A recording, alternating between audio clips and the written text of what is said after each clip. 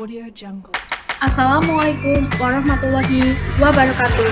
Perkenalkan, nama saya Meta Nurangrini, mahasiswi program studi D4 Teknik Pengendalian Pencemaran Lingkungan Politeknik Negeri Cilacap, kelas TPPL 1A dengan nomor induk mahasiswa 200207034. Pada video kali ini, saya akan menjelaskan materi mengenai biomonitoring. Audio Jungle. Ada 4 bab yang akan dipelajari pada video kali ini. Yang pertama adalah jenis-jenis biomonitoring. Yang kedua, vertebrata. Audio Jungle. Yang ketiga, ekosistem. Dan yang terakhir mengenai biomarker. Bab 1 mengenai jenis-jenis biomonitoring. Nah, biomonitoring itu apa sih? Jadi biomonitoring adalah metode pemantauan kualitas air dengan menggunakan indikator biologis atau yang biasa disebut dengan bioindikator. Bioindikator adalah kelompok atau komunitas organisme yang keberadaannya atau perilakunya di alam berhubungan dengan kondisi alam atau lingkungan. Apabila terjadi perubahan kualitas air, maka akan berpengaruh terhadap keberadaan dan perilaku organisme tersebut, sehingga dapat digunakan sebagai petunjuk kualitas lingkungan. Penggunaan indikator fisik dan kimia dalam bidang monitoring terhadap toksikan di lingkungan itu bersifat amat dinamis atau cenderung berubah terhadap waktu dan tempat. Nah, toksikan itu adalah zat beracun yang tidak dihasilkan di dalam organisme hidup.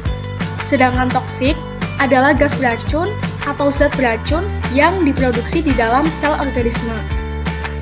Berbeda dengan organisme atau sistem biologi yang bisa mengintegrasikan hampir semua variabel lingkungan pada kurun waktu relatif lama dengan teknik pengukuran yang relatif lebih mudah, serta tentunya relatif lebih murah.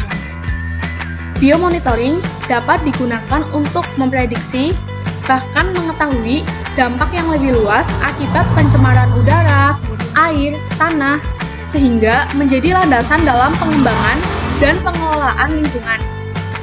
Perubahan tersebut akan lama karena perubahan alam yang lama. Jungle. Jenis-jenis dari biomonitoring. Biomonitoring terbagi menjadi 2. Yang pertama ada bioassessment study, dan yang kedua adalah toxicity bioassay. Nah, yang dimaksud dengan bioassessment study itu mengkaji komunitas di kehidupan yang termasuk fungsi dan struktur komunitas. Nah, itu tuh terjadi pada tingkat organisme. Sedangkan yang kedua mengenai toxicity bioassay, melakukan kegiatan pengujian di laboratorium dan menganalisa dampak polutan terhadap bentuk-bentuk kehidupan, misalnya tumbuhan dan hewan. Ini dia gambar untuk tingkat organisasi kehidupan, dimulai dari molekul, sel, jaringan, organ, sistem organ, organisme, populasi, komunitas, ekosistem, bioma, dan biosfer. Kita menuju ke pengertian dari setiap tingkat organisasi kehidupan. Yang pertama dimulai dari atom. Apa sih itu atom? Jadi atom merupakan ukuran partikel terkecil. Lalu ada molekul, gugusan yang secara elektris netral yang tersusun dari 2 atau lebih atom yang saling berikatan melalui ikatan kimia. Selanjutnya ada sel. Jadi sel adalah inti struktural terkecil yang hidup. Lalu ada jaringan, kumpulan sel yang mempunyai suatu bentuk dan struktur yang sama dengan fungsi yang berbeda. Sedangkan ada organ, kumpulan jaringan yang memiliki satu fungsi atau lebih.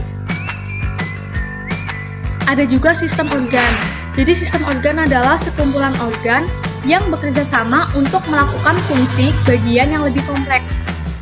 Organisme adalah sekumpulan organ yang berfungsi sama untuk melakukan fungsi-fungsi yang lebih kompleks. Populasi yaitu setiap esensial individual yang mewujudkan sifat-sifat kehidupan. Komunitas adalah sekumpulan individu dengan ciri-ciri yang sama yang hidup di tempat yang sama dan memiliki kemampuan bereproduksi di antara sesamanya. Sedangkan pengertian ekosistem yaitu sebuah kelompok sosial dari beberapa organisme yang berbagi lingkungan umumnya memiliki ketertarikan dan habitat yang sama. Untuk bioma, pengertiannya adalah suatu sistem ekologi yang terbentuk oleh hubungan timbal balik Audio Jungle. tak terpisahkan antar makhluk hidup dengan lingkungan. Menurut Ziegler et al. Pada 2006, bioassessment mengacu pada proses mengevakuasi integritas ekologi baik di lingkungan darat maupun akuatik dengan mengukur karakteristik organisme yang menghuni lingkungan tersebut. Nah, untuk lingkungan akuatik, bioassessment mengacu pada penilaian integritas ekologi dari badan air dengan mengukur atribut kumpulan organisme yang menghuni perairan. Dalam hubungannya dengan pengukuran biologis, bioassessment lingkungan akuatik biasanya termasuk pengukuran dan habitat zona riparian. Maksud saya riparian. Nah, kumpulan umum organisme air yang digunakan untuk bioassessment yaitu ikan, mikroinvertebrata, dan alga. Namun, karakteristik populasi spesies tunggal atau sentinel juga digunakan sebagai indikator biologis dari integritas ekologi. Kita lanjut ke jenis yang kedua, yaitu toxicity bioscience. Jadi tujuan dari pengujian toksitas adalah untuk menentukan apakah suatu senyawa atau sampel air memiliki potensi untuk menjadi racun bagi organisme biologis. Nah, toksitas dapat dievaluasi di seluruh organisme in vivo atau menggunakan molekul atau sel yang biasa disebut dengan in vitro. Setelah polutan yang terduga memberikan pengaruh telah diidentifikasi, pendekatan permodelan dapat digunakan untuk memprediksi toksitas berdasarkan sifat kimia fisika senyawa dan kemungkinan keberadaannya dan perjalanannya di lingkungan. Toksiti ini terbagi menjadi dua, penilaian toksisitas langsung atau direksi toxicity assessment. Nah, ini terbagi menjadi dua golongan. Yang pertama in vivo bioscience dan yang kedua bioscience in vitro atau metode bioanalitik. Dan yang kedua ada bioscience perilaku atau behavior bioscience. Kita lanjut ke bab 2 mengenai invertebrata. Ini merupakan gambar dari invertebrata dan yang ini merupakan gambar dari vertebrata. Audio Jungle. Nah, invertebrata atau invertebrata adalah hewan yang termasuk ke dalam jenis hewan yang tidak memiliki tulang punggung antar ruas-ruas tulang belakang. Sedangkan hewan invertebrata memiliki anatomi tubuh yang jauh sederhana ketimbang vertebrata. Mereka adalah hewan berdarah dingin yang suhu tubuh mereka tergantung pada suhu atmosfer. Lalu apa sih itu biota? Biota adalah keberadaan rangka tubuh atau tulang belakang yang biasa disebut dengan vertebrata. Nah, biota perikanan dapat terbagi menjadi dua kelompok besar, yaitu invertebrata dan vertebrata.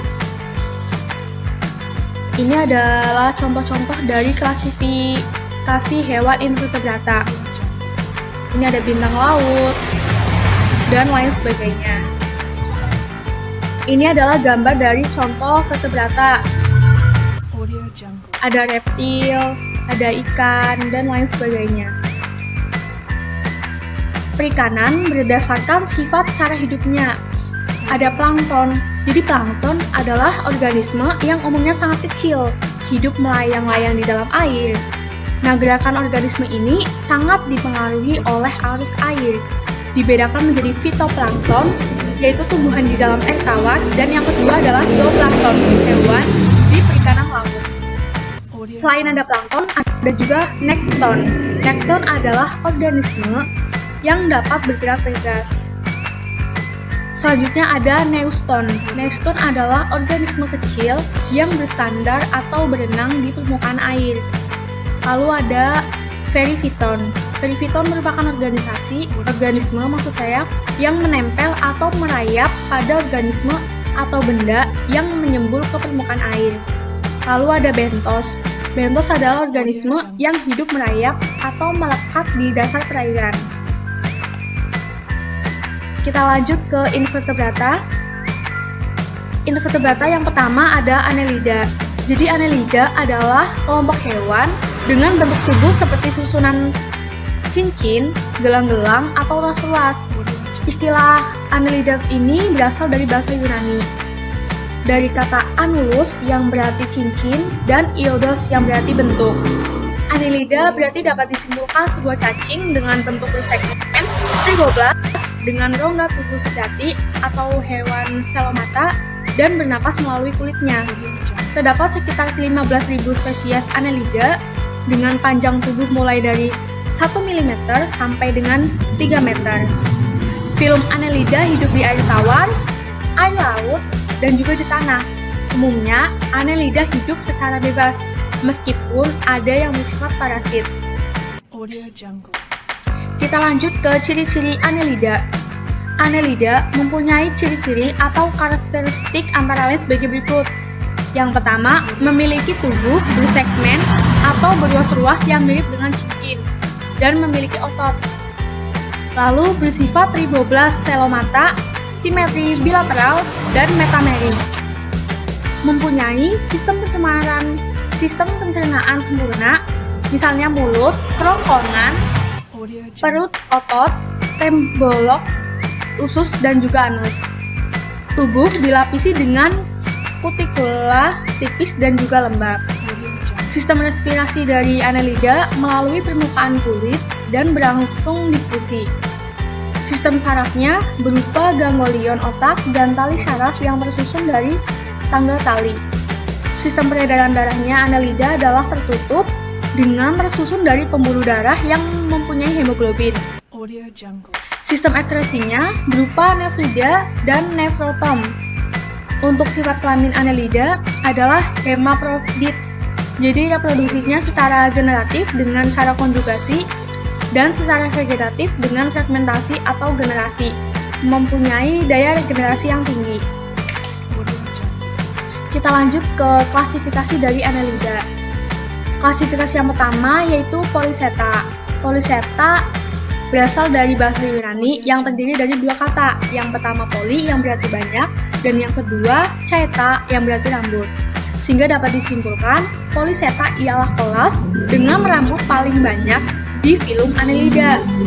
Polychaeta mempunyai bagian tubuh yang terdiri dari kepala, mata, sensor, palpus. Sedangkan hidup Polychaeta hidupnya tuh di air. Polychaeta memiliki tubuh bersegmen dengan struktur mirip daging yang bentuknya mirip dayung. Audio Jungle. Hal ini disebut juga dengan parodia, yang berarti tunggal, disebut dengan parapodium. Fungsi dari parodia ini sebagai alat gerak. Nah, sebagian besar dari Polychaeta memiliki parapodia yang berfungsi sebagai insang karena terdapat pembuluh darah halus. Di setiap parapodium terdapat rambut halus yang sifatnya kaku dan biasanya disebut dengan seta. Rambut dilapisi kutikula sehingga licin. Umumnya ukuran tubuh Polychaeta berkisar antara 5 sampai 10 cm. Audio Jungle. Kita lanjut ke ciri-ciri dari Polychaeta. Yang pertama ada berambut banyak. Yang kedua, hidup di laut dan dapat dibedakan antara jantan dan juga betina. Mempunyai parapodia atau alat gerak, lalu memiliki panjang tubuh sekitar 5-10 cm dengan diameter 2-10 mm. Lalu tinggalnya di dalam tabung dan juga ada yang hidup bebas. Tubuh dari Polychaeta dapat dibedakan menjadi prostomium atau kepala dan peristomium segmen pertama. Contoh dari jenis Polychaeta ada Oeniphyllidis atau yang biasa disebut dengan cacing palolo sebagai bahan makanan yang mengandung protein tinggi. Lalu ada Lycidae oele atau yang biasa disebut dengan cacing wawo Audio Jungle. sebagai bahan makanan yang mengandung protein tinggi. Yang ketiga ada Nereis domicili atau Nereis vincenzi, Nasen hias, dan cacing air laut. Yang keempat ada Arenicola sp. Klasifikasi yang kedua yaitu Oligochaeta. Jadi Oligochaeta berasal dari bahasa Yunani, dari kata oligo yang berarti sedikit dan chaeta yang berarti rambut. Kelas Oligochaeta merupakan kelas filum dari Annelida yang mempunyai sedikit rambut. Kebanyakan dari anggota Oliceta hidup di dalam tanah atau tempat lembab, tetapi ada juga yang hidup di dalam air. Karena mempunyai sedikit rambut seta dan tidak mempunyai banyak parodia, sehingga kepala dari Oligoseta ini kecil, tidak memiliki alat peraba, dan tidak memiliki bintik mata. Pada lapisan kulit terdapat bagian saraf dengan fungsi untuk menerima rangsangan. Oligoseta bersifat hemaprodit atau monoseus dengan perkembangbiakan secara generatif, yaitu secara perkawinan dan secara vegetatif dengan regenerasi. Terdapat kitelum atau sel-sel yang berfungsi sebagai alat reproduksi. Di ruas 9-11 terdapat reseptalum seminis, fungsinya sebagai alat penampung sel-sel spermatozoa. Jenis-jenis dari Oligoseta memiliki contoh yang pertama ada Moniligaster houtenil, biasa disebut dengan cacing tanah Sumatera. Yang kedua ada Tobifex sp, yang biasa disebut dengan cacing air tawar atau sutra, memiliki peran sebagai indikator pencemaran air. Yang ketiga ada Lumbricus terrestris, Pratemina sp atau cacing tanah yang berperan membantu aerasi tanah sehingga menyuburkan tanah. Dan yang terakhir ada Periceta musisca atau yang biasa di hutan. Ciri-ciri dari Oligoseta yang pertama tidak mempunyai parapodia. Yang kedua mempunyai seta pada tubuhnya yang bersegmen. Yang ketiga memiliki sedikit rambut. Yang keempat, kepalanya berukuran kecil, tanpa alat peraba atau tanketel dan mata. Yang kelima, mengalami penebalan antara segmen ke-32 sampai ke-37 yang biasa disebut dengan clitellum. Lalu telur terbungkus oleh kongkon. Daya regenerasi dari Oligoseta tinggi, hidupnya di air tawar atau darat, lalu hermaprodit. Kita lanjut ke klasifikasi dari Annelida. Yang ketiga yaitu Chirodenia.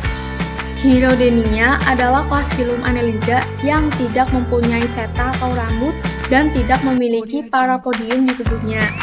Tubuh Chirodenia ini bentuknya pipih dengan ujung depan serta di bagian belakang sedikit runcing. Di segmen awal dan akhir terdapat alat penghisap yang disebut dalam bergerak dan menempel.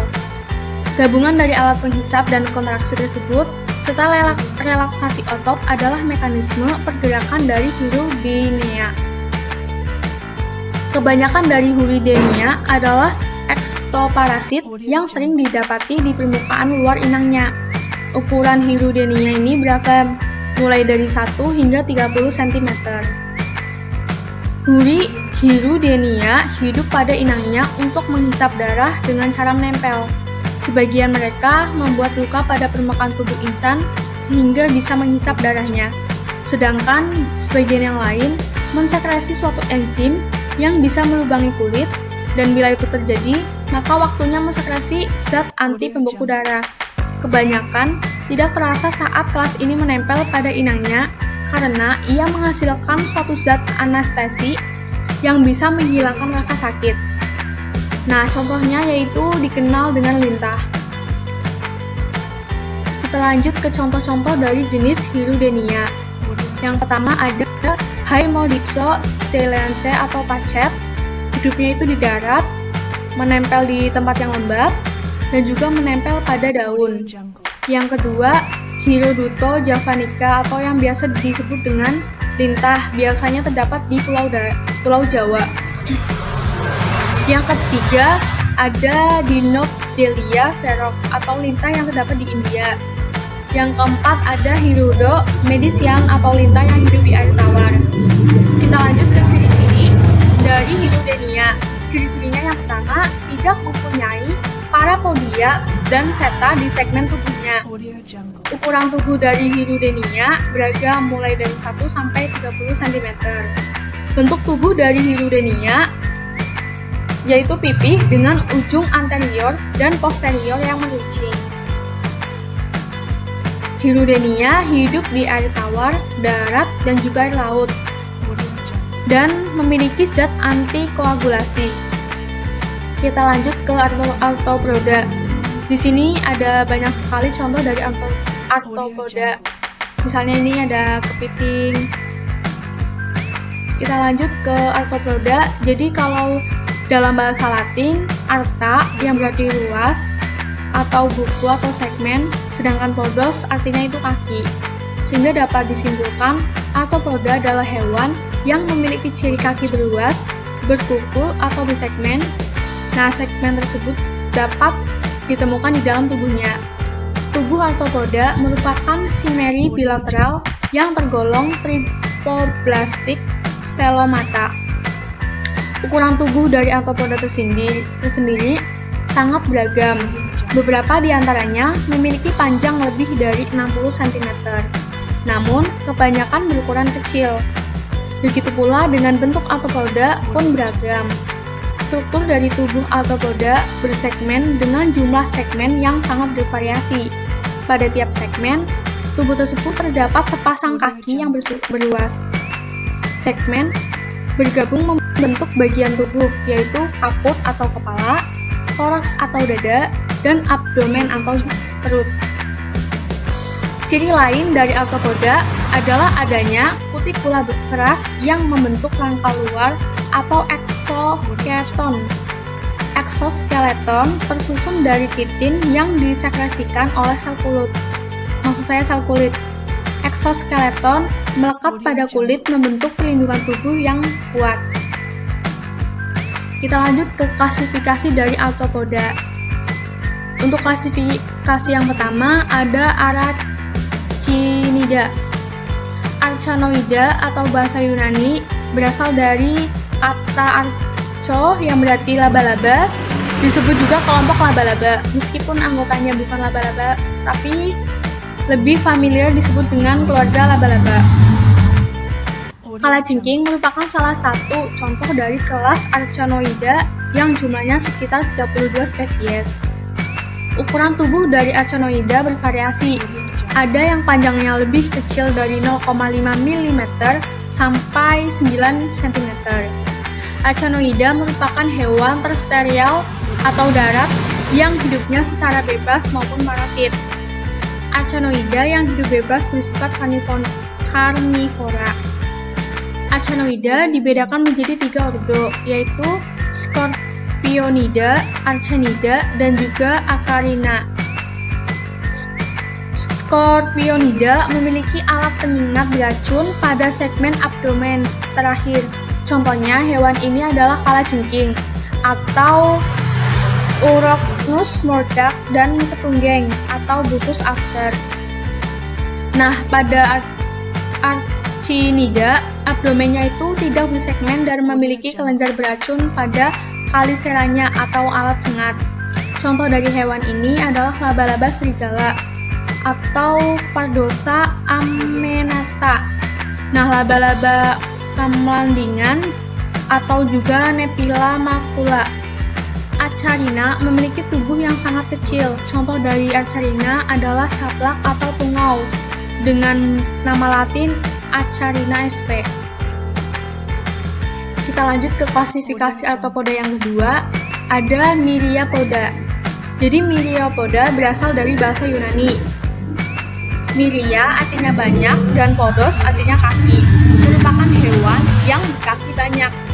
Hewan kaki seribu adalah salah satu contoh yang terkadang kita lihat di lingkungan sekitar kita. Myriapoda hidup di darat pada tempat yang lembab, misalnya di bawah daun, batu, atau juga tumpukan kayu. Bagian tubuh dari Myriapoda sulit dibedakan antara toraks dan juga abdomen. Nah, tubuhnya itu memanjang seperti cacing. Pada kaput terdapat antena, mulut, dan satu pasang mandibula atau rahang bawah, 2 pasang maksila atau rahang atas, dan mata yang berbentuk ocelli atau mata tunggal. Tubuhnya bersegmen dengan 1 atau hingga 2 pasang anggota badan pada setiap segmennya. Setiap segmen terdapat lubang respirasi yang disebut spirakel yang menuju ke trakea. Ekspresinya dengan tubula Malpighi. Myriapoda bersifat dioecious dan melakukan reproduksi seksual secara internal. Myriapoda dibedakan menjadi dua ordo, yaitu Chilopoda dan Diplopoda. Kita lanjut ke ciri-ciri dari arthropoda. Ciri-ciri yang pertama yaitu tubuh bersegmentasi. Inti berarti bahwa mereka akan memiliki tubuh yang terdiri dari lebih dari satu bagian. Laba-laba memiliki 2 segmen dan lalat memiliki 3 segmen. Ciri yang kedua, banyak kaki bersendi atau anggota badan.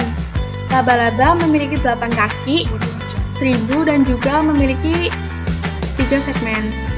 Sebuah eksoskeleton ini adalah kerangka eksternal, seperti baju besi, melindungi tubuh arthropoda. Ketika arthropoda lahir, eksoskeleton yang lembut tapi mengeras dengan cepat dan dapat ditumpahkan saat makhluk tumbuh. Arthropoda adalah invertebrata yang berarti bahwa mereka tidak memiliki tulang belakang. Yang selanjutnya yaitu berdarah dingin. Arthropoda adalah hewan yang berdarah dingin, yang berarti suhu tubuh mereka tergantung pada suhu lingkungan sekitar mereka. Arthropoda adalah beberapa hewan yang sangat menarik di dunia. Habitat dari arthropoda di dalam seluruh dunia didistribusikan dan menempati berbagai habitat termasuk laut dalam, perairan pesisir, habitat darat, sungai air tawar, hutan, gurun, semak belukar, dan juga padang rumput. Nah, arthropoda memiliki 3 bagian tubuh utama, yakni tubuh bersegmen atau ruas, rangka luar atau exoskeleton yang keras, dan juga ekor. Ciri dari arthropoda yaitu tubuhnya terbungkus kutikula sebagai kerangka luar yang terbuat dari zat protein dan zat kitin. Ciri selanjutnya memiliki ukuran tubuh yang sangat beragam. Lalu bentuk tubuhnya simetris bilateral. Sifat hidup dari arthropoda adalah parasit, heterotropik, dan hidup dengan bebas. Nah, arthropoda memiliki alat pernapasan yang berupa trakea, insan, dan juga paru-paru atau berkuku. Bereproduksi secara aseksual dan seksual, alat pencernaan yang sempurna atau lengkap mulai dari mulut, kerongkongan, usus, dan juga anus. Arthropoda hidup di air tawar, darat, laut, dan juga udara. Sistem peredaran darah dari arthropoda ialah terbuka dengan darah yang tidak mengandung hemoglobin, melainkan hemosianin. Kita lanjut ke yang kedua yaitu Coelentera. Coelenterata sering disebut juga dengan hewan berongga. Istilah Coelenterata diambil dari bahasa Yunani. Yang pertama adalah kata chiolos yang berarti rongga dan juga enteron yang berarti usus. Gabungan istilah tersebut tidak diartikan sebagai hewan yang ususnya berongga, tapi cukup disebut dengan hewan yang berongga. Pemberian hewan berongga sebetulnya tidak tepat karena Coelenterata adalah hewan yang tidak mempunyai rongga di dalam tubuhnya. Yang tidak dimiliki hanyalah sebuah rongga sentral yang disebut dengan coelenteron atau rongga gastrovaskuler, rongga tempat terjadinya pencernaan dan pengedaran sari-sari makanan.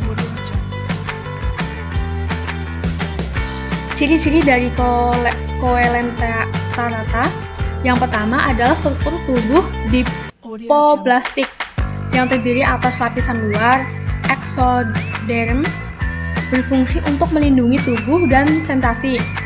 Lalu ada lapisan dalam atau endoderm atau gastrodermis, fungsinya sebagai alat sekresi dan pencernaan makanan. Di dalam kedua lapisan tersebut terdapat lapisan mesoglea. Lapisan mesoglea bersifat non-seluler seperti agar-agar dan fungsinya sebagai tempat lalu lintas dari serabut saraf. Ciri selanjutnya yaitu mempunyai mulut yang dikelilingi oleh tentakel, bersel banyak, simetri radial. Sistem pencernaan makanan dilakukan secara intrasel dan ekstrasel. Hidupnya bersifat polimorse atau metagenesis, terdiri atas bentuk polip dan juga medusa. Jenis kelaminnya yaitu Monoeceous atau Dioeceous. Larvanya disebut dengan planula. Audio Jungle. Sistem gerak dari Coelenterata dilakukan oleh sel-sel epiteli muskuler yang terdapat pada lapisan eksoderm dan pada bagian dasar gastodermis. Kita lanjut ke klasifikasi Coelenterata. Yang pertama ada kelas Hygrozoa. Jadi Hygrozoa merupakan kelas dari filum Coelenterata yang berasal dari bahasa Yunani. Hydro berarti air, zoon yang artinya hewan atau sebagian besar hidup di laut. Hanya beberapa bagian spesies yang hidupnya di air tawar. Kelas Hydrozoa berasal dari kata hydra yang artinya hewan yang berbentuk seperti ular. Umumnya berbentuk soliter atau berkoloni. Soliter terbentuk polip dan koloni berbentuk polip dan juga medusa. Lebih sering ditemukan di dalam bentuk koloni polip, sedangkan dalam bentuk medusa jarang banyak ditemukan. Contoh dari ini yaitu hydra. Audio Jungle. Kita lanjut ke kelas Scyphozoa. Jadi Scyphozoa berasal dari bahasa Yunani. Scypho yang artinya mangkok dan zoa yang artinya hewan. Memiliki bentuk dominan berupa medusa dalam siklus hidupnya. Medusa Scyphozoa dikenal dengan nama ubur-ubur. Semuanya hidup di dalam laut yang terdapat sekitar 200 spesies. Pada kelas ini, medusa dapat bertahan lebih lama. Medusanya hidup di antara plankton sebagai ubur-ubur. Contohnya dari Aurelia aurita. Karakter dari Scyphozoa yaitu bersifat soliter, bermetagenesis atau mengalami giliran keturunan antar fase polip dengan fase medusa. Fase medusa di sini lebih menonjol daripada fase polip yang mengalami reduksi atau jarang sekali ditemukan. Bentuknya seperti payung yang tidak begitu cembung, transparan, berdiameter sekitar 7,5 sampai 30 cm. Dari tengah-tengah permukaan tubuh sebelah bawah atau permukaan oral atau permukaan subumbrella terdapat kerongkongan yang menggantung ke bawah yang biasa disebut dengan manubrium. Kita lanjut ke kelas Anthozoa. Anthozoa berasal dari bahasa Yunani. Audio Jungle. Kata anthos berarti bunga dan kata zoon berarti hewan. Jadi dapat disimpulkan bahwa Anthozoa adalah hewan laut yang memiliki bentuk seperti bunga. Anthozoa hidup sebagai polip soliter atau berkoloni dan tidak memiliki bentuk medusa. Ada Anthozoa yang berbentuk rangka dalam atau juga rangka luar dari zat kapur. Namun ada pula yang tidak berbentuk rangka. Rongga gastrovaskuler pada Anthozoa bersekat-sekat dan mengandung nematosistia. Sel epitelia Cyanida pembangunan koral mengeluarkan dinding kalsium karbonat atau CaCO3 di mana polip menyembunyikan dirinya. Senyawa yang dikeluarkan polip inilah yang menjadi terumbu karang. Kelas Anthozoa terdiri dari 6.100 spesies. Anthozoa ini meliputi anemon laut, koral batu, koral tanduk, bulu laut, atau pena laut. Ini gambar dari filum Echinodermata. Nah, Echinodermata adalah hewan laut yang termasuk hewan coelemate dengan simetri radial, di mana tubuh dapat dibagi menjadi 5 bagian tersusun mengelilingi sumbu pusat. Nah, di dalamnya ada sebuah kolom yang bersifat enterocoelus basilia yang membentuk ruangan perifisial dan beberapa sistem berbelit-belit.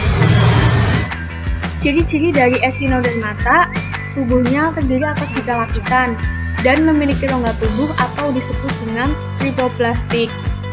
Memiliki tubuh yang simetri bilateral, jadi pada saat masih larva dan saat dewasa bentuk tubuhnya simetri radial.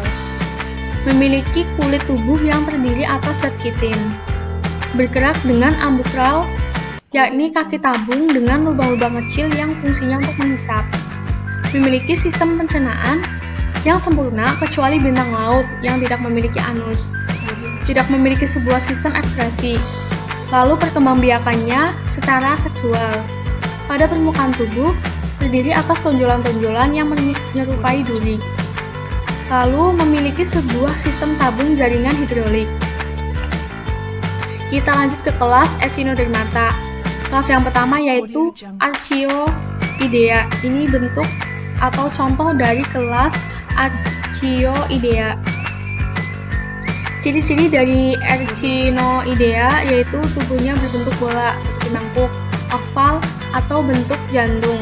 Tubuh tertutup oleh cangkang endoskeleton dari lempeng-lempeng calcareous yang sebelah luar dibedakan menjadi 5 daerah. Ambulakral berseling dengan 5 daerah interambulakral. Ciri selanjutnya yaitu podia atau kaki tabung keluar dari lubang-lubang yang menempel di ambulakral dan berfungsi untuk pergerakan. Mulutnya terletak pada pusat permukaan oral yang dikelilingi oleh peristolium yang bersifat membran. Anus dari Echinoidea terletak pada pusat permukaan oral yang dikelilingi oleh peristonium yang bersifat membran. Nah, anusnya itu terletak di kutub aboral yang dikelilingi oleh peripok bersifat membran. Lekuk-lekuknya ambulakral tidak ada. Pesilesalaria bertangkai dan mempunyai 3 jepit. Echinoidea biasanya hidup di daerah pantai atau batu karang, dapat juga di dasar laut, di dalam lumpur, sumur-sumuran, daerah pantai, dan juga muara sungai. Nah, Echinoidea ini kelenjar kelaminnya berbentuk pentamerus. Perkembangbiakannya meliputi larva Echino, Pluteus yang berenang bebas. Ini gambar dari kelas Holotheusidea dan juga bagian-bagiannya. Ciri-ciri dari Holotheuroidea yaitu tubuhnya simetri bilateral. Biasanya memanjang atau dengan mulut terletak pada satu ujung dan anus terletak pada ujung yang lain. Permukaan tubuhnya kesat, tidak ada spina atau duri. Endoskeleton reduksi berupa spikula berukuran mikroskopis atau lempeng-lempeng tertanam di dalam dinding tubuh. Mulutnya dikelilingi oleh sekumpulan tentakel. Podia atau kaki tabung biasanya ada dan berfungsi untuk pergerakan. Kita lanjut ke kelas Asteria. Ini merupakan gambar dan bagian dari kelas Asteria. Ciri-ciri dari Asteria yaitu tubuhnya berbentuk bintang, terdiri atas 1 diskus sentralis dan 5 radi. Memiliki dataran oral dan juga dataran aboral. Skeleton terdiri atas lamina atau osikula yang tersusun rapat. Lamina terletak di antara 2 lapisan jaringan, yaitu jaringan pengikat di dalam dinding tubuh. Di antara osikula terdapat serabut-serabut otot dan juga pori-pori yang disebut dengan pori dermal. Pada bagian aboral, pada sistem osikulanya berpangkal di spina. Di antara spina yang ada tersebut dapat gerakan. Ini bentuk atau gambar dari pilum moluska. Dan ini juga ada dari pilum porifera. Di sini dapat terlihat dengan jelas contoh-contoh dari pilum porifera. Lalu kita menuju ke pilum Platyemines. Ini ada Plasmomonidae, Bruxelles, dan tapeworms. Ini juga bentuk-bentuk dari pilum Platyemines. Lalu ada pilum Nematimines. Ini ada bentuknya seperti ini. Ada mulutnya, usus, dan juga kutikula hingga anus. Kita lanjut ke invertebrata. Jadi diklasifikasikan yaitu ada kingdom animal. Kingdom animal tentunya berbentuk vertebrata. Ini contoh dari animalnya, ada monyet, burung, ikan, dan lain sebagainya. Dari kingdom animalia ini terdapat filum arthropoda yang dikelompokkan menjadi beberapa bagian lagi. Yang pertama adalah Subphyta tribolita. Lalu ada subfilum Uniramia, subfilum Polycerata, subfilum Crustacea.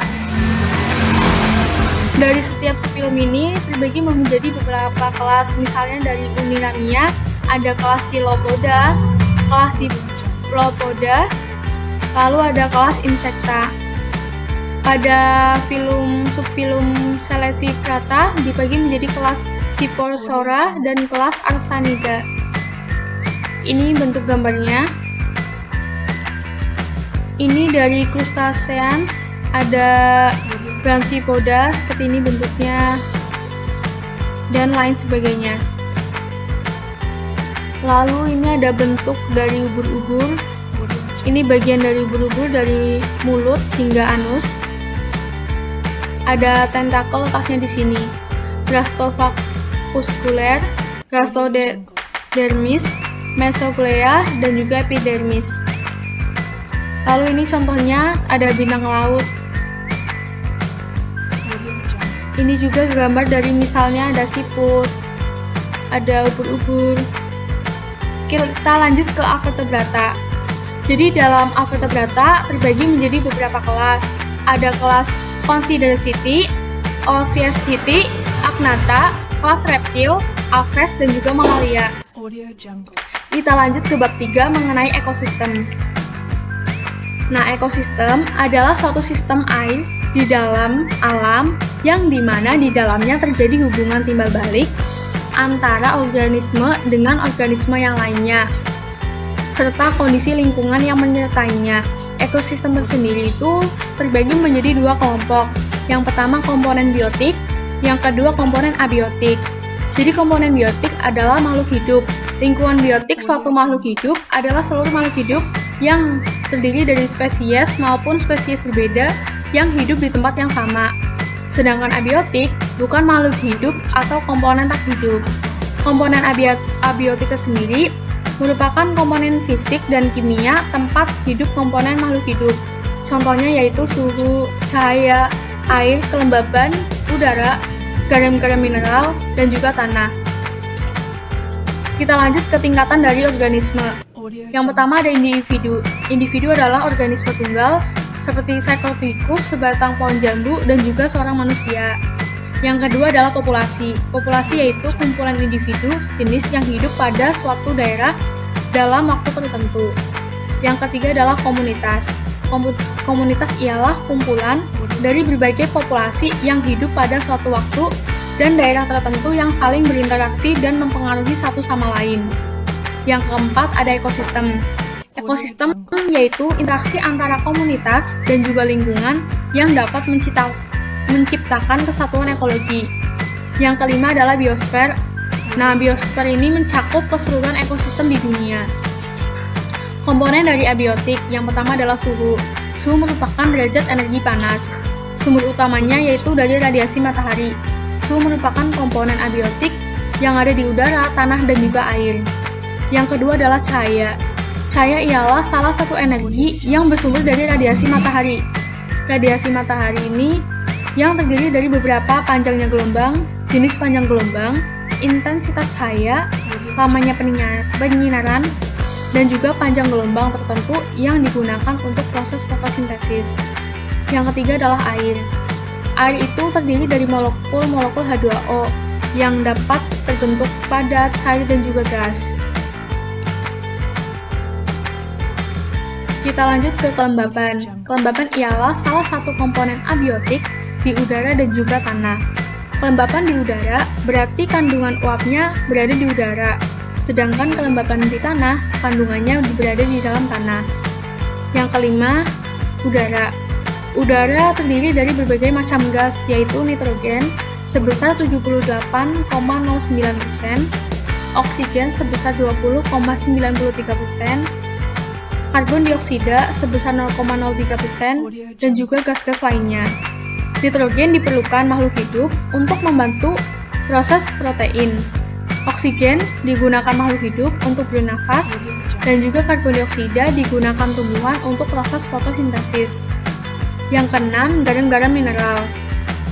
Yang termasuk dari garam-garam mineral antara lain ion-ion hidrogen, fosfat, sulfur, kalsium, dan natrium. Komposisi garam mineral tertentu menentukan sifat dari tanah dan juga air. Lalu selanjutnya adalah tanah. Tanah merupakan hasil paparan batuan yang disebabkan oleh iklim atau lumut dalam proses pembusukan bahan organik. Kita lanjut ke ekosistem air tawar. Ekosistem ini terbagi menjadi dua golongan. Yang pertama ekosistem air mengalir atau flotik dan ekosistem air tenang atau lentik.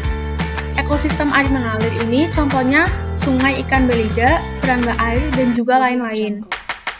Lalu ada ekosistem air tenang, contohnya rawa air tawar, rawa gambut, padang rumput rawa, kolam, dan juga danau. Rawa didominasi oleh vegetasi dari tumbuhan berkayu. Rawa gambut didominasi oleh rumput sphagnum. Danau juga dikelompokkan berdasarkan bentuk materi organiknya. Yang pertama ada danau oligotropik. Oligotropik merupakan sebutan untuk danau yang di dalamnya ada kekurangan makanan karena fitoplankton di daerah limnetik tidak produksi. Ciri-cirinya, airnya jernih karena dihuni oleh sedikit organisme, dan di dasar air banyak terdapat organisme sepanjang tahun. Yang kedua, danau eutropik adalah sebutan untuk danau yang dangkal dan kaya akan kandungan makanan karena fitoplanktonnya sangat produktif. Ciri-ciri dari danau eutropik adalah airnya sangat keruh, terdapat bermacam-macam organisme, dan oksigennya terdapat di daerah profundal. Ekosistem danau ini terbagi menjadi 4 daerah. Yang pertama adalah daerah litoral, yang kedua daerah limnetik, yang ketiga daerah profundal, dan yang keempat daerah bentik. Daerah litoral merupakan daerah dangkal. Cahaya mataharinya tidak bisa menembus dengan optimal, sehingga airnya hangat yang berdekatan dengan tepi. Tumbuhannya merupakan tumbuhan air yang berakar dan daunnya ada yang mencuat ke atas permukaan air. Komunitas organisme sangat beragam, termasuk jenis-jenis ganggang yang melekat. Berbagai mamalia yang sering mencari makan juga berada di danau ini. Yang kedua, danau limnetik merupakan daerah air bebas yang jauh dari tepi dan masih dapat ditembus sinar matahari. Daerah ini dihuni oleh berbagai fitoplankton termasuk ganggang dan cyanobacteria. Ganggang berfotosintesis dan bereproduksi dengan kecepatan tinggi selama musim panas dan juga musim semi. Kita lanjut ke daerah profundal. Daerah ini merupakan daerah yang afatik di dalam danau. Mikroba dan organisme lain menggunakan oksigen untuk respirasi seluler setelah mendekam posisi gastrius yang jatuh dari daerah limnetik. Daerah ini dihuni oleh cacing-cacing dan juga mikroba. Yang keempat adalah daerah bentik, merupakan daerah dasar danau tempat terdapatnya bentos dan juga senyawa dari sisa-sisa organisme mati. Kita lanjut ke siklus hidrologi. Di sini ada evaporasi transpirasi. Di sini adalah curah hujan. Ini ke bawah terjadi proses infiltrasi. Lalu ada surface yang menuju ke laut. Lalu ada subsurface SS, ada base flow BF. Nah, siklus hidrologi ini terbagi menjadi 3 jenis, yaitu siklus pendek, siklus sedang, dan juga siklus panjang. Jadi, siklus hidrologi ini terdapat 6 siklus geokimia yang berlangsung di bumi. Siklus hidrologi adalah suatu siklus atau sirkulasi air dari bumi menuju atmosfer dan kembali lagi ke bumi yang berlangsung secara terus-menerus. Yang pertama ada proses sublimasi. Jadi sublimasi adalah proses perubahan es di kutub atau di puncak gunung yang menjadi uap air tanpa melalui fase air terlebih dahulu. Sedangkan kondensasi adalah proses perubahan uap air menjadi partikel-partikel es yang berukuran sangat kecil.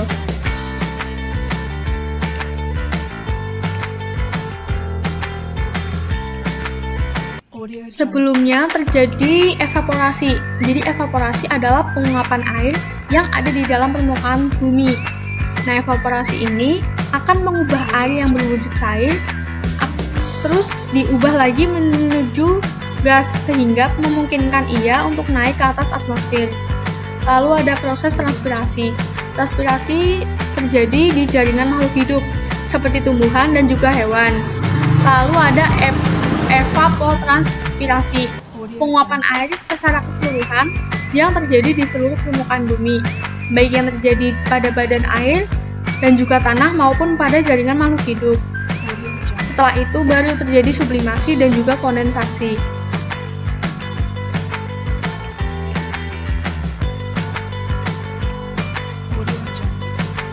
Kita lanjut ke proses adveksi.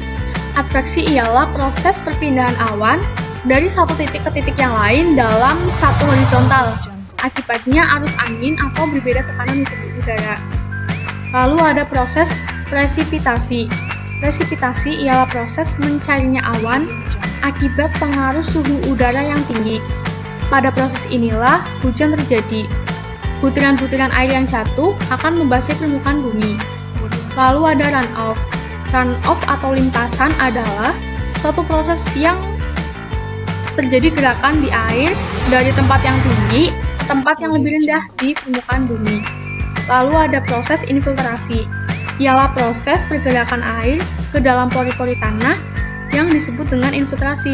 Proses ini berjalan secara lambat yang membawa air tanah kembali ke laut. Ini dia gambar dari siklus pendek, hujan, kondensasi, lalu penguapan.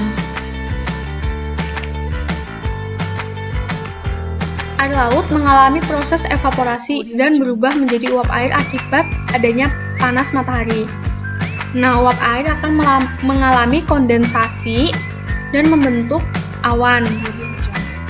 Nah, awan yang terbentuk ini akan menjadi hujan di permukaan laut.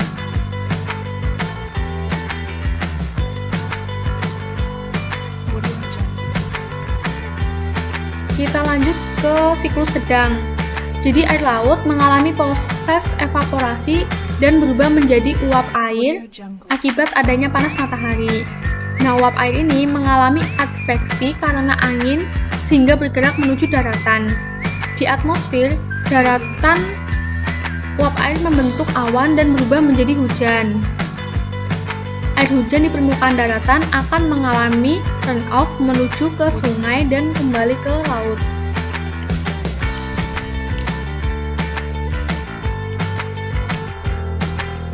Kita menuju ke siklus panjang.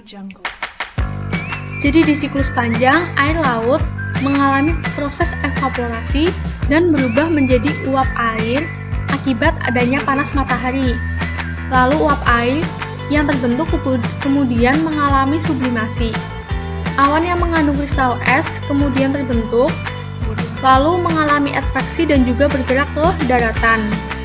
Awan mengalami presipitasi dan turun sebagai salju. Salju berakumulasi menjadi gletser. Gletser ini mencair karena pengaruh suhu udara dan membentuk aliran sungai. Air yang berasal dari gletser akan mengalir di sungai untuk menuju ke laut kembali.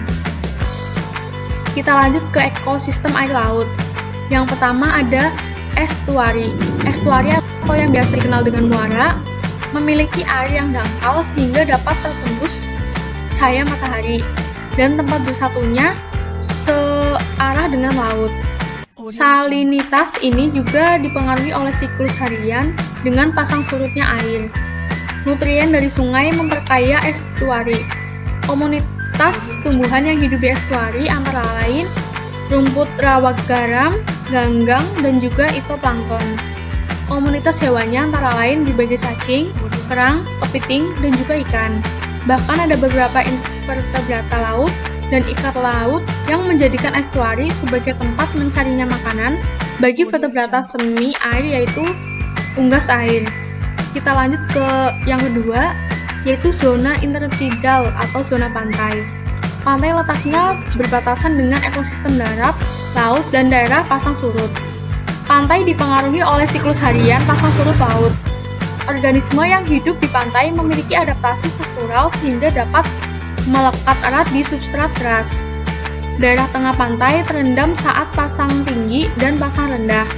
Daerah ini dihuni oleh ganggang, polifera, amonim laut, remis, kerang, siput herbivora dan karnivora, kepiting, anak laut, bintang laut, dan juga ikan-ikan kecil. Kita lanjut yang ketiga, zona neritik. Bagian tepi benua atau pulau memanjang sampai ke dalam laut hingga jarak tertentu.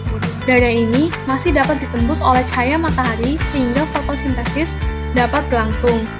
Contohnya ada itu terumbu karang yang didominasi oleh karang atau koral yang merupakan kelompok Cnidaria yang mensekresi kalsium karbonat. Yang keempat adalah zona laut terbuka atau oseanik.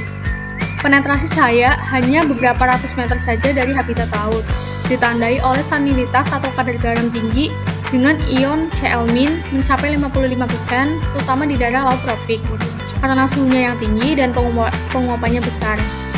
Di daerah tropik, suhu laut sekitar 25 derajat Celcius. Perbedaan suhu bagian atas dan juga bawah yang tinggi. Batas antara lapisan air yang panas di bagian atas dengan lapisan air yang dingin di bagian bawah disebut dengan daerah termokin. Di daerah dingin, suhu air laut merata sehingga air dapat tercampur dan permukaan laut tetap subur sehingga banyak plankton serta ikan. Gerakan air dari pantai ke tengah menyebabkan air bagian atas turun ke bawah dan juga sebaliknya, sehingga dapat memungkinkan terbentuknya rantai makanan yang berlangsung baik. Habitat laut dapat dibedakan berdasarkan kedalamannya. Contoh hewannya yaitu ikan tuna, lumba-lumba, paus, dan juga fitoplankton sebagai sumber makanan. Kita lanjut ke bab 4 yaitu biomarker. Definisi dari biomarker adalah tanda-tanda terpapar, efek, atau kerentanan yang lebih awal tentang kemungkinan kondisi yang lebih buruk. Biomonitoring yang ditunjukkan untuk perlindungan kesehatan paparan dan penilaian resiko. Secara sempit, dapat didefinisikan sebagai respon biologis terhadap bahan kimia atau sekelompok agen kimia, tetapi kehadirannya agen metabolit dalam tubuh tidak ditemukan. Sedangkan secara luas, biomarker adalah penggunaan semua jenis parameter identifikatif yang terdiri dari suborganisme, spesies bioindikator, spesies biomonitor, dan spesies sentinel, serta indikator ekologi yang keanekaragaman spesiesnya sangat diperhatikan. Biomarker menjadi dasar untuk biomonitoring dan bioindikator, yaitu organisme yang dijadikan petunjuk untuk menentukan kualitas suhu perairan. Dalam bioindikator modern, dalam mencoba membangun hubungan tingkat biologis indikatif yang berbeda. Pengkategorian biomarker yang pertama adalah biomarker paparan. Biomarker paparan adalah substansi atau metabolit atau produk dari interaksi yang diukur dalam kontak termen atau cairan tubuh. Secara umum, biomarker paparan dapat digunakan untuk memprediksi dosis yang diterima oleh individu. Hal ini dapat dikaitkan dengan perubahan yang menghasilkan status penyakit. Yang kedua adalah biomarker efek, yaitu perubahan yang terukur biokimia, struktural, fungsional, perilaku, dan lain-lain dalam suatu organisme yang dapat dikaitkan dengan gangguan kesehatan atau penyakit yang mapan maupun potensial. Biomarker penyakit menjadi awal dari adaptasi alami hingga penyakit. Adanya peningkatan suatu bahan tercemar, meningkatnya pencemaran di tubuh. Biomarker kerentaan adalah penanda kemampuan untuk menanggapi tantangan paparan bahan kimia secara negatif. Biasanya jarang digunakan dalam biomonitoring. Kita lanjut ke paparan dan biotransformasi. Ada 3 jalur utama yaitu inhalasi atau paru-paru, kulit, gastrointestinal atau konsumen. Setelah memasuki tubuh, zat kimia dan metabolitnya dapat didistribusikan di antara kompartemen tubuh. Yang kedua, menjalani berbagai modifikasi biotransformasi. Yang ketiga, menyebabkan perubahan dan penyakit fungsional. Dan yang keempat, dikeluarkan atau disimpan. Dalam proses biotransformasi, zat kimia eksternal diubah dalam tubuh melalui proses metabolisme. Aktivitas dari enzim menjadi dasar perencanaan, termasuk yang terlibat dalam penyerapan dan ekskresi. Ada banyak perubahan dalam biotransformasi, misalnya usia, masa tubuh, asupan makanan, jenis kelamin, dan lain sebagainya. Biomarker dapat digunakan secara efektif jika latar belakangnya toksikologi mereka dapat dipahami. Yang pertama adalah siklus kimia atau metabolitnya di dalam tubuh. Yang kedua, mekanisme penyakit atau efek buruknya. Kita lanjut ke contoh biomarker yang dipelajari di dalam laboratorium. Yang pertama adalah metallothionease atau disebut dengan MTS. Sebagian besar ilmuwan setuju bahwa mekanisme ini terjadi secara biokimia dan fisiologi yang memungkinkan spesies bivalvia atau moluska untuk mengakumulasi dan mentolerir sejumlah logam berat yang berdasarkan pada penanganan logam mereka dengan berupa MTS. Ini adalah logam berat yang beracun, kaya akan sistein yang bersifat protein sitosolik. Tingkat konsentrasi dari metallothionease dapat berkorelasi dengan akumulasi fraksi ion logam beracun, seperti logam atau kadmium dalam jaringan hewan. Selain itu, konsentrasi dari MTS dalam moluska dapat bervariasi dengan dipengaruhi oleh polutan non-metalik. Hasil penelitian dari laboratorium yang telah dilakukan menunjukkan bahwa adanya MTS ini di insan dan kelenjar pencernaan Ruditapes degustatus dan juga Trastoderma glacumin. Yang kedua ada malodenia aldehid atau MDA, yaitu produk peroksida lipid karena produksi oksiradikal yang berlebih dalam sel setelah paparan kontaminan atau stres karena kondisi alam. Peroksida lipid dianggap sebagai fitur penting dalam cedera seluler. Ini merupakan hasil dari reaksi radikal bebas dalam membran biologis yang kaya asam lemak tak jenuh ganda. MDA telah digunakan secara luas untuk menilai efek yang merugikan dari berbagai polutan. Yang ketiga ada glikogen. Glikogen merupakan bahan bakar untuk berbagai proses metabolisme dan fisiologis. Glikogen telah terbukti memberikan respon yang cukup baik setelah situasi kontaminasi kompleks dan juga difusi. Penurunan kadar glikogen yang terkait dengan perubahan pertumbuhan diamati pada kerang Miletus edulis dan juga kima, yaitu setelah terpapar limbah cair kertas serta di bagian moskomus, di mana bivalvianya terpapar dengan polimer dari minyak dan juga silikon. Yang keempat ada acetylcholinesterase atau AC, adalah enzim yang terpenting untuk transmisi impuls saraf yang tepat. Pengurangan atau penghambatan aktivitas enzim ini telah digunakan untuk mendeteksi dan mengukur efek biologis organofosfor dan juga karbonat di dalam perairan laut. Pada tes stres dianggap sebagai biomarker non-spesifik yang memungkinkan evaluasi status kesehatan umum bivalvia. Penggunaan biomarker yang diukur pada tingkat molekuler atau seluler telah diusulkan sebagai teknik peringatan dini yang sensitif untuk pengukuran efek biologis dalam penilaian kualitas lingkungan. Biomarker telah dipilih harus menunjukkan bahwa organisme telah terpapar polutan serta besarnya digunakan dengan cara yang bersifat irreversibel. Yang terjadi secara tentunya memungkinkan terjadi dampak atau konsekuensi dari ekologis. Biomarker ini kemudian diidentifikasi sebagai indikator jangka pendek dari efek biologis jangka panjang. Yang kelima, kriteria dari biomarker.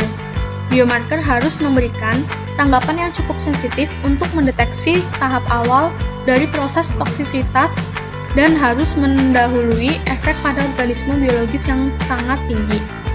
Biomarker harus spesifik untuk kontaminan tertentu atau untuk kelas kontaminan tertentu. Biomarker harus merespon dengan cara bersifat tergantung pada level konsentrasi yang dapat mengubah tingkat kontaminan lingkungan. Identifikasi variabilitas non-teknologikal uang diidentifikasi dalam variasi tertentu terkait dengan faktor-faktor biotik. Kita lanjut ke matriks biologi. Biomonitoring tersedia dalam berbagai jenis media biologis, contohnya urin, darah, udara yang berhembus, air liur, keringat, air mani, feses, dan beberapa jaringan lainnya. Matriks yang tepat tergantung pada jenis biomarker, yang jenis kimianya mudah menguap dan tidak mudah menguap. Lalu ada hidrofobiotik dan hidrofobiotik yang tidak stabil atau persisten. Lalu sampel biologi yang terpenting digunakan dalam praktik sehari-hari, misalnya urin, darah, dan juga kadang-kadang udara yang berhembus. Kita lanjut ke ekotoksikologi. Menurut Leah pada 2018, ektosikologi adalah disiplin yang relatif baru dan pertama kali didefinisikan oleh Rene Roth pada tahun 1969. Konsep ini mencoba untuk menggabungkan dua istilah yang sangat berbeda, yaitu ekologi, yang berarti studi interaksi yang menentukan distribusi atau kelipatan organisme, dan toksikologi, yaitu mempelajari efek yang berbahaya dari zat organisme hidup. Dalam toksikologi, organisme menetapkan batas penyidikan, sedangkan ekotoksikologi bertujuan untuk menilai dampak bahan kimia yang tidak hanya pada individu, tetapi juga pada populasi seluruh ekosistem. Ada pemisahan lebih lanjut antara toksikologi lingkungan dengan ekotoksikologi yang sering diartifisial, dengan kecenderungan sosiologi yang lebih terfokus pada tingkat komunikasi, dan ekosistem yang lingkungannya lebih terfokus pada organisme individu, termasuk manusia atau juga sel. Salah satu misi inti dari ekotoksikologi adalah cara untuk memahami mekanisme di mana kontaminan mengganggu kinerja biologi yang normal, dalam rangka mengembangkan langkah-langkah yang tepat untuk mencegah hasil buruk yang dihasilkan dari kontaminan lingkungan. Nah, menurut BAT pada 2019, ekotoksikologi merupakan proses yang multiproses melibatkan masuknya distribusi, masuknya dan nasi polutan dalam organisme hidup, efek berbahaya dari polutan kimia pada konstituen. Ada 3 tujuan utama dari ekotoksikologi, yaitu memperoleh data untuk penelitian risiko manajemen lingkungan. Yang kedua, memenuhi persyaratan hukum untuk pengembangan dan pelepasan bahan kimia baru ke lingkungan. Yang ketiga, mengembangkan prinsip-prinsip empiris atau teoritis untuk mengingatkan pengetahuan tentang perilaku dan efek bahan kimia dalam sistem kehidupan. Dimungkinkan menggunakan biomarker untuk menetapkan bahwa populasi alami telah terpapar polusi. Hal ini dapat memberikan panduan yang berharga untuk apakah populasi ini beresiko atau membutuhkan penyelidikan lebih lanjut. Untuk keperluan regulasi dan registrasi bahan kimia, toksisitas utamanya adalah uji toksisitas standar yang biasanya menguji dosis atau konsentrasi zat kimia di bawah kontrol kondisi laboratorium. Sekian video tentang biomonitoring. Apabila ada kesalahan, saya mohon maaf yang sebesar-besarnya. Wassalamualaikum warahmatullahi wabarakatuh.